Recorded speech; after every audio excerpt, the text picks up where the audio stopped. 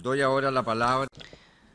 I should now like to give the floor to His Excellency Nasser Bourita, Minister for Foreign Affairs and Cooperation of Morocco.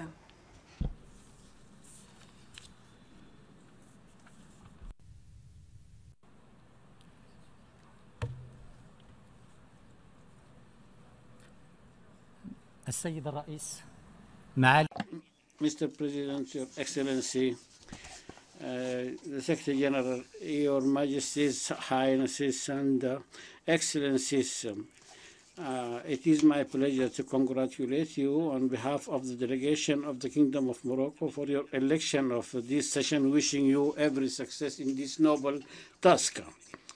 We also wish to commend the excellent work conducted by your predecessor, Mr. Peter Thompson, and the successes that his presidency saw.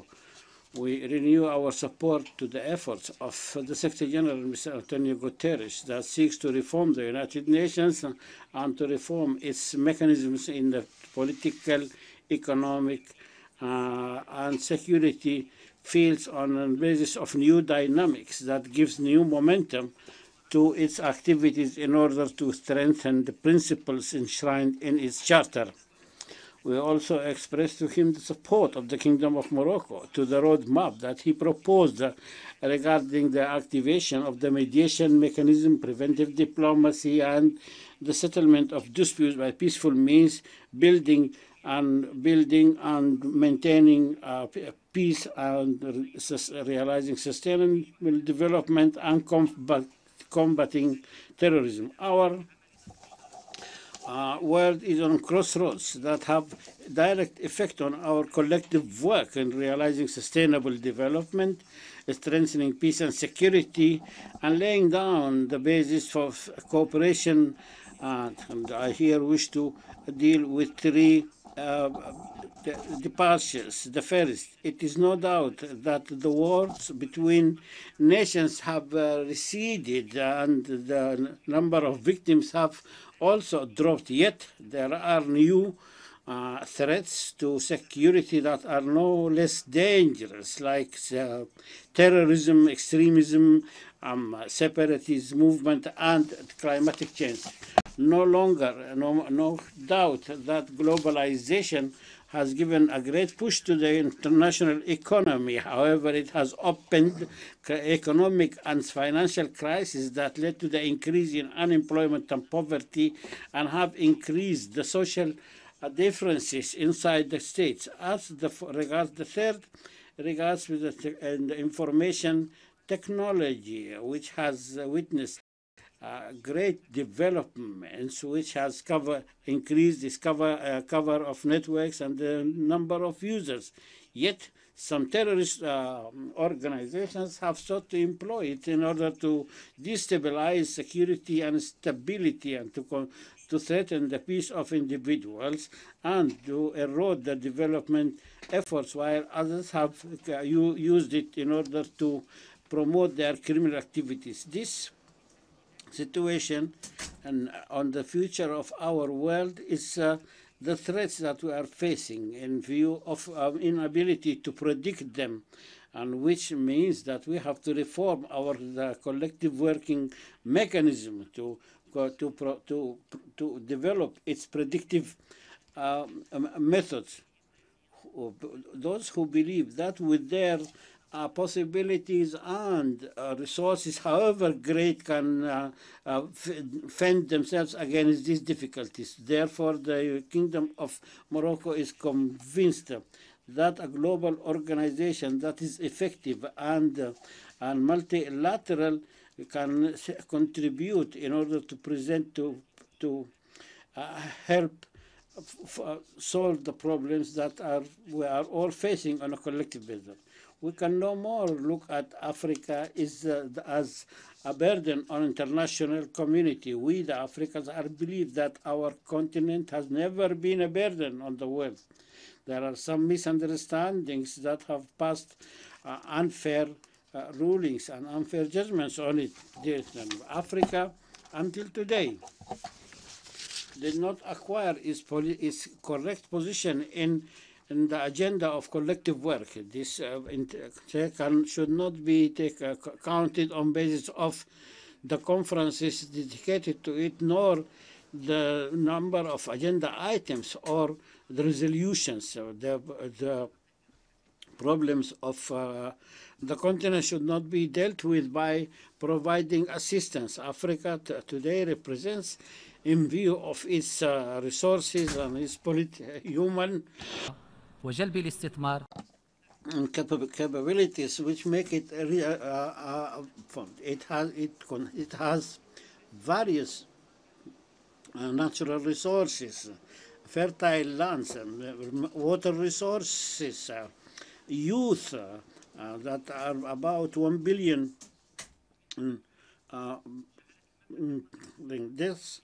The Kingdom of Morocco, according to the perspicacity of His Majesty King Mohammed al-Sadis, may God help him, during the past 2 decades made South-to-South cooperation basis of its foreign policy.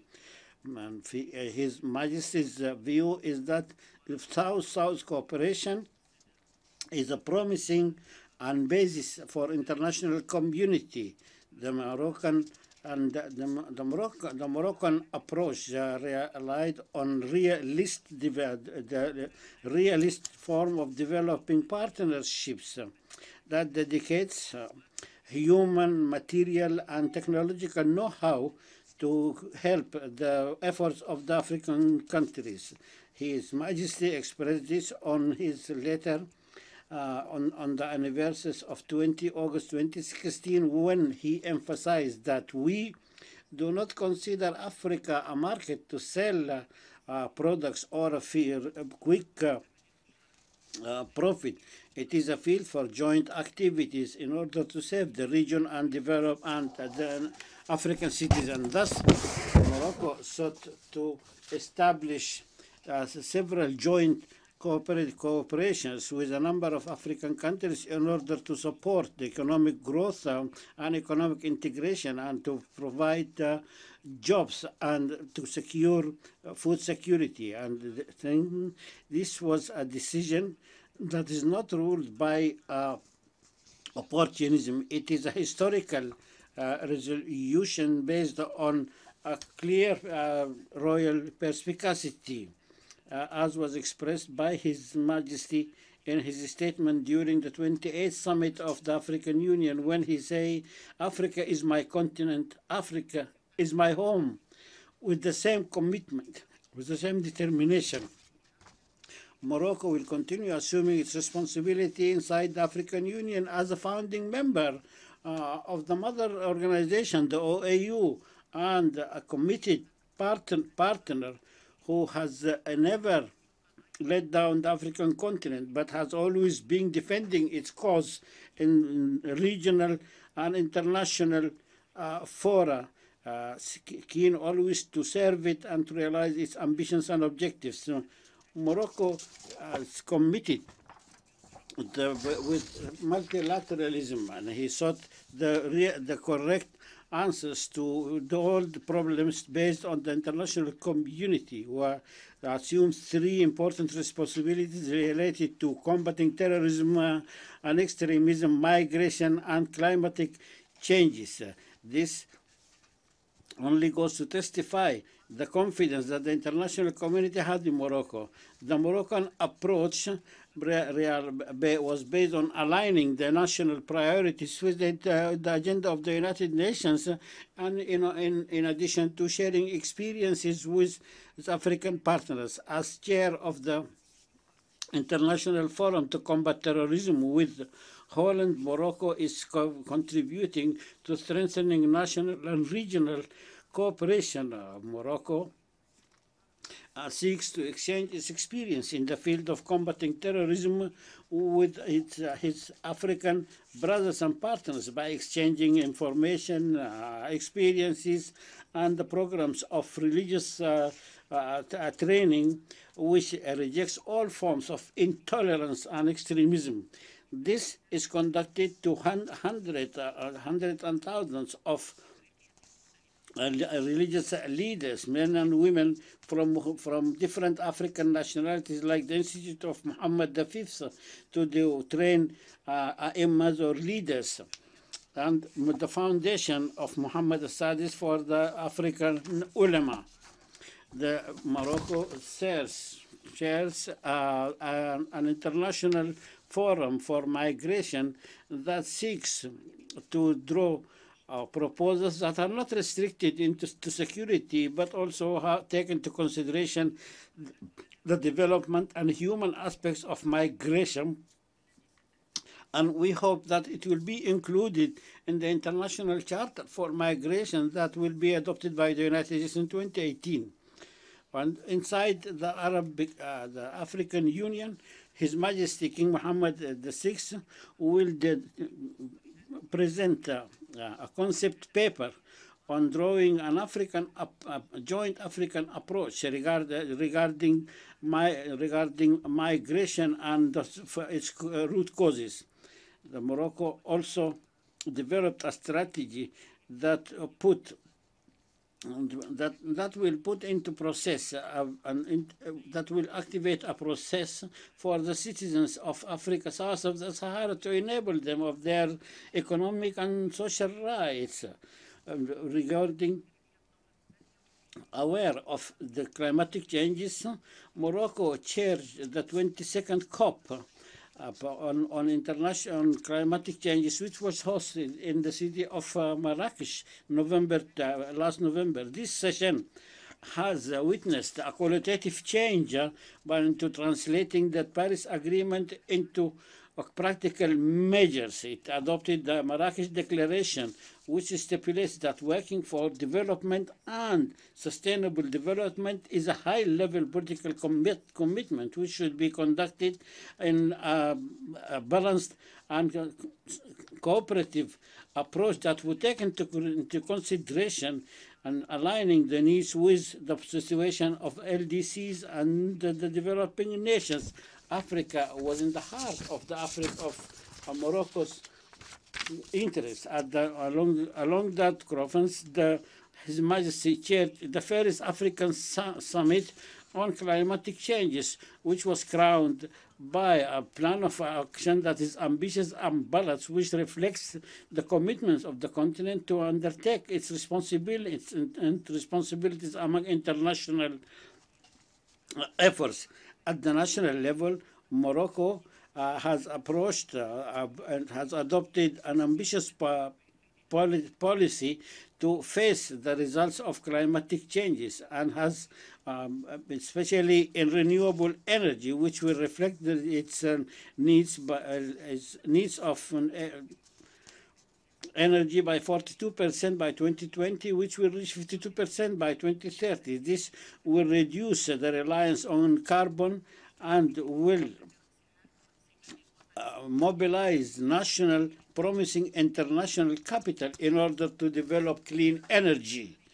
The Kingdom of Morocco, Mr. President, since the 60s, has been reacting positively with the calls of the United Nations to deploy peacekeeping forces in Africa. Morocco has contributed in these international forces by sending military units which reached 6,000 soldiers in 6 operation theaters in Angola, Congo, Somalia, Cote d'Ivoire, and the Democratic Republic of the Congo, as well as Central African Republic, where we have more than 1,600 military personnel from Morocco. And I wish to express the deep concern of the Kingdom of Morocco from the irresponsible attacks on international peacekeepers. And we believe that these attacks are attacks on the values of the United Nations and war crimes whose perpetrators should be brought to justice. The Kingdom of Morocco shares the UN's concern about such attacks. Therefore, it requests the General Secretariat to take excessive measures to protect peacekeepers in the conflict zones. Today, we need a renewed concept for the peacekeeping operations, which will make the peacekeeping, the troop contributors central to drawing all decisions based on the moralities of the United Nations. Mr. President, the Palestinian issue is one of the first just causes tabled before the United Nations following its inception, yet it didn't find its way to a solution so far. There doesn't seem to be any horizon for promising for its future, despite the tremendous efforts that the international community is deploying, especially the current American administration.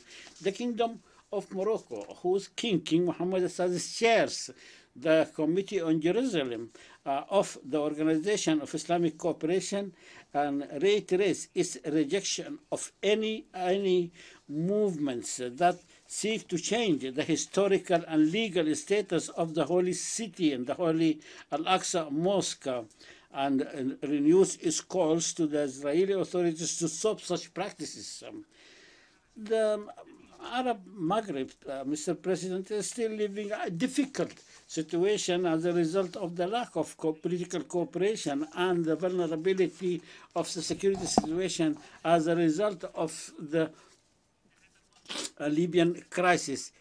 This raises questions to those parties that are still committed to difficulties inherited from the past, like those related to the Moroccan desert, Moroccan Sahara. If the international community is encouraging a peaceful solution based on consensus, and if the initiative, the Moroccan initiative of self-rule is gaining support, parties of this regional difference should assume their responsibility and